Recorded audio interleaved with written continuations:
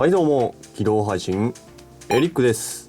今回紹介するのは13 minutes ミッションオプションパーツセット11。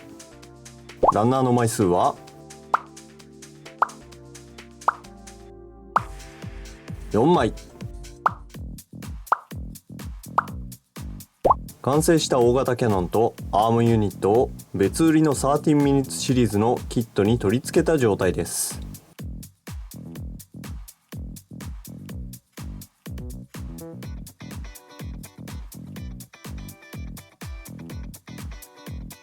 大型キャノンのパーツ構成はこんな感じ。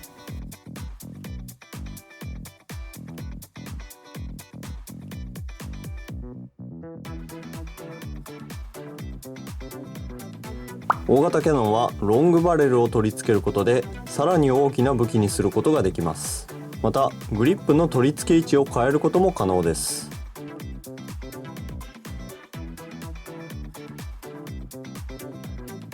続いてアームユニットのパーツ構成。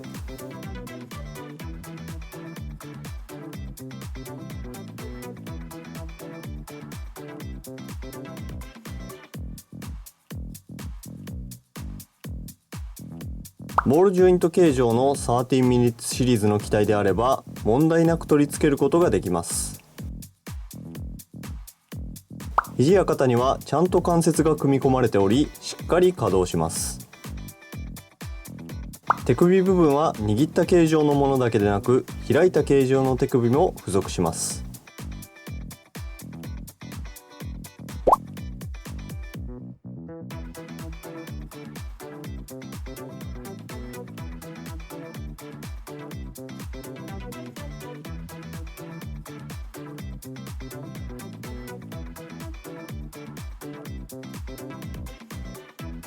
大型キャノンは組み替えることで大型のアームユニットとして取り付けることも可能。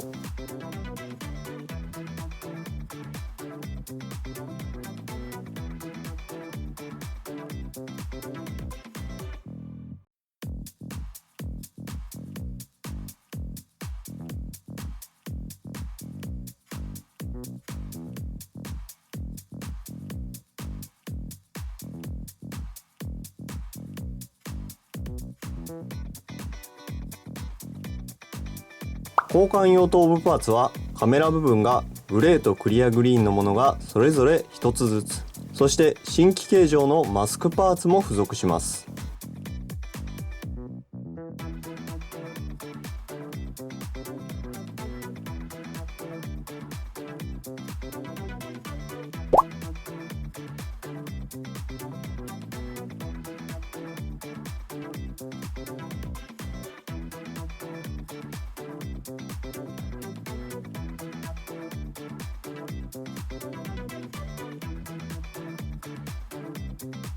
以上13 minutes ミッションオプションパーツセット11のレビューでした。